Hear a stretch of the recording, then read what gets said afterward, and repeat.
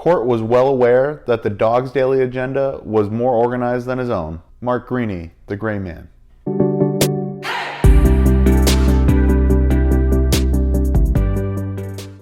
Welcome everybody to Razzle Reads. My name is Nick, and today we're going to be looking at book number 3 in the Gray Man series, Ballistic. If you want to pick this book up, I'll have a link in the description below, or if you want to start at video number 1 and you're interested on what book 1's all about, I'll have that in a card right here, and you can watch that video. Mark Greaney, the author of the Gray Man series, traveled to 10 different countries, extensively studied firearms and close quarters combat to do research for the Gray Man series, which explains a lot because these books are great. The action feels pretty real, and you can tell that Greaney definitely knows what he's talking about when he's writing these books. Ballistic is another non-stop adventure led by our esteemed hero, Court Gentry. I find myself laughing out loud every other chapter, just at the one-liners and quips that Greaney puts in for us with Court Gentry.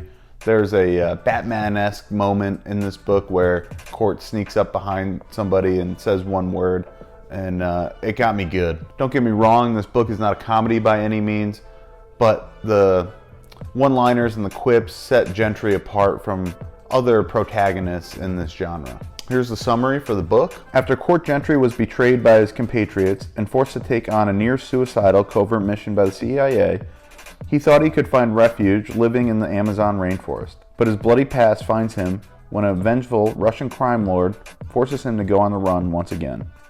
Court makes his way to one of the only men in the world he can trust, and arrives too late. His friend is dead and buried.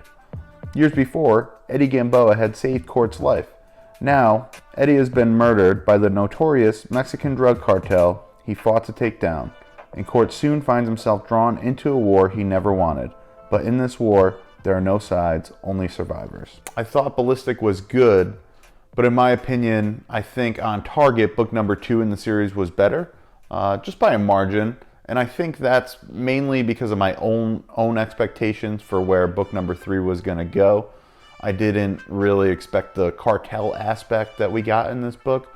But nonetheless, a very gripping story, non-stop action as we come to expect with the Gray Man series, and Mark Greaney does an excellent job keeping us running through this one. I had a little trouble with some of the main plot devices in this book. I think the backstory wasn't fleshed out enough for me. I didn't feel so attached to Eddie Gamboa. I get it that he saved Court's life back in Laos, but the way the Laos story is kind of delivered to us over a course of a few different chapters, in little tidbits here and there, I feel like it could have been written as maybe a elongated prologue, just giving us that background, and maybe tying Court and Gamboa together a little bit more than just one trip to Laos. I think that is what took a little bit away from me here. However, the argument could be made that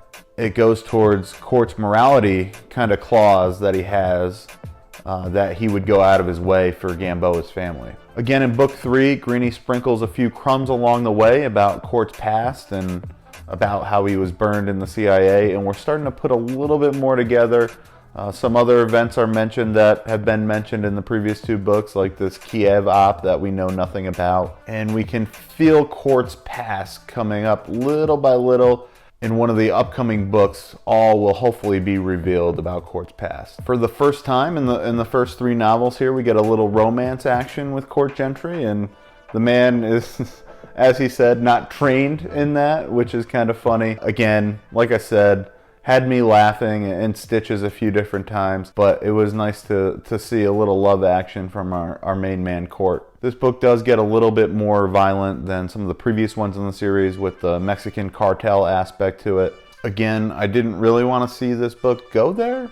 Throughout this whole story, I was wondering why Court didn't just cut bait and run. However, again, I think it shows us who Court Gentry is, a man he met 10 years ago and only spent a few weeks with. He's willing to die for that man's family. So that goes a long way to showing us about Court's morality. But again, at any point in this book, he could have cut bait and run. He never met anybody in the Gamboa family, only Eddie. So it made for an interesting tale. Again, some loose threads holding it together here and there. However, Greaney did a phenomenal job writing. There's nothing wrong with the writing in this book, and it's really a gripping adventure tale. This book is for any thriller fans out there, any espionage book fans, anybody who's a fan of the Gray Man series in general, and if you like James Bond films or if you like Mission Impossible films, this is definitely a series for you. Book 1 in this series, The Gray Man, is going to be adapted to the screen, and it's Netflix's biggest budgeted film to date. It's going to star Ryan Gosling as our leading man, Court Gentry, also starring Chris Evans, directed by the Russo brothers. It would be really cool to see Ryan Gosling play this role for years to come.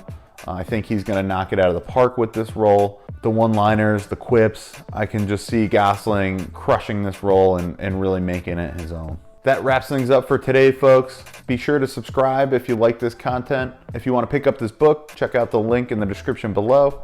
Thanks for watching.